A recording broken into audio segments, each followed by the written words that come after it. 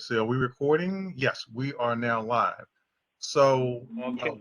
welcome everybody. According to Article 4, Section 2, we are here for the Uniform Land Use Review Procedure for 1959 Strang Avenue, located in Community Board 12, the Bronx. Before we turn this over to our Land Use Committee Chairperson, Mr. Carl Stricker, and his Vice Chairperson, Attorney Harry Singh, I would like to call a roll of the board. So we need at least 8 board members present in order for this quorum to take place. So, Madam Secretary, Ms. Benitez, would you please call the roll?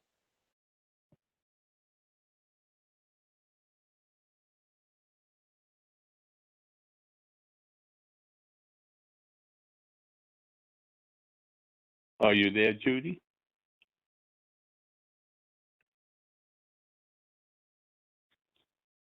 Dr. Berg, do you see her? Yes, she's here. Okay. Madam Secretary, will you please call the roll?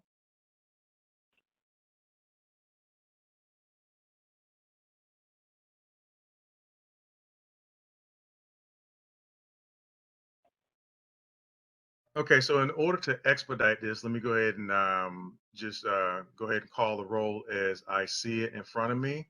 So, and then we would go from there. So, Ms. Carla Brasati.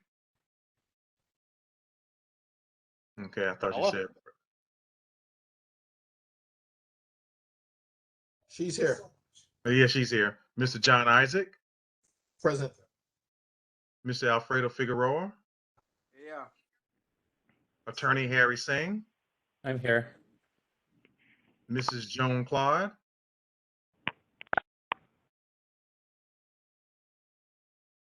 Mrs. Joan Claude. Present. Okay, thank you. Mr. Carl Stricker. Yeah, naturally. Ms. Barbara Gibson. Present. Can you repeat that, Ms. Barbara Gibson?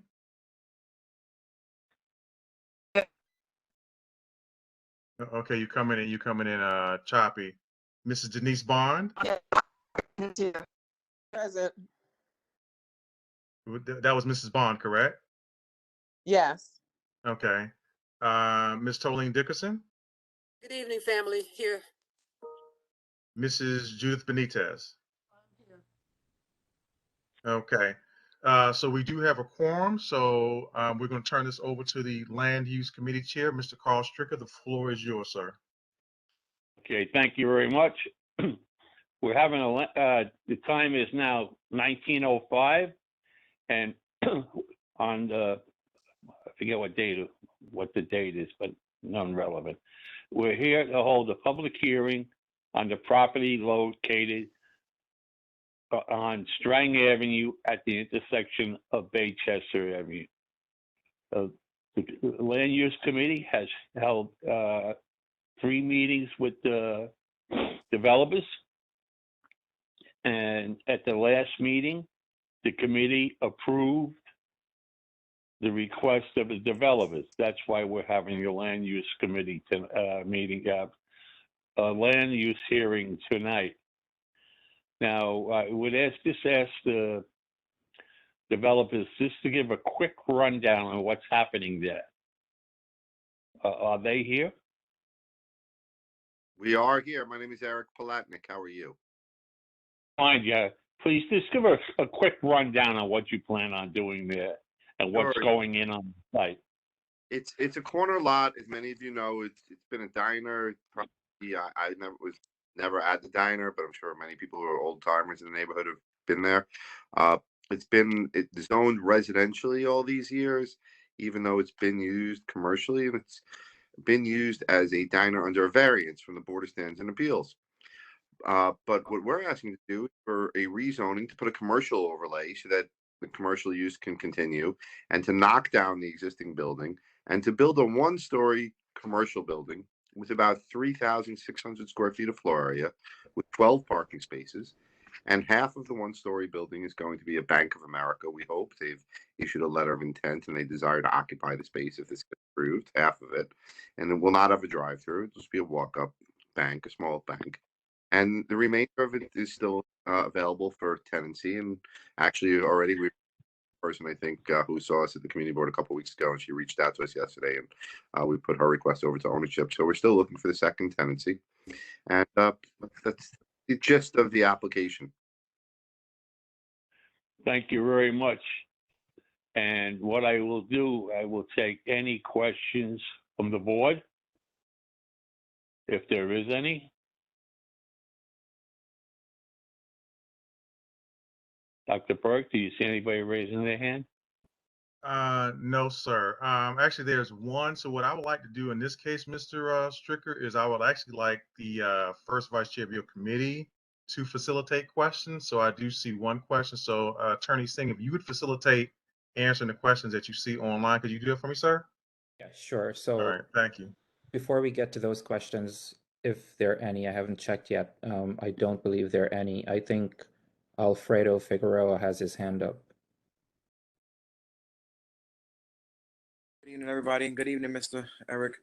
Question: you just mentioned that you have are we have 100% dedication from Bank of America, or not? 'Cause you said potential. Before you was more lenient, like we had 100%.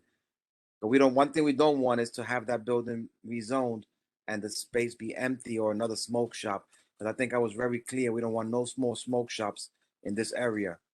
No, it's 100% that they are waiting on us. They've issued a letter. Sure.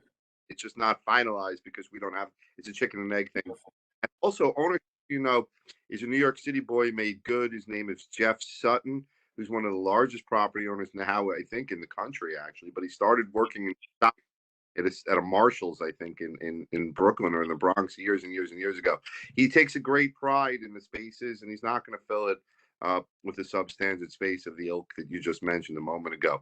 He's really prides himself on building things that attract quality tenants, whether or not they're small local tenants or a national tenant. A quality tenant is what he's after.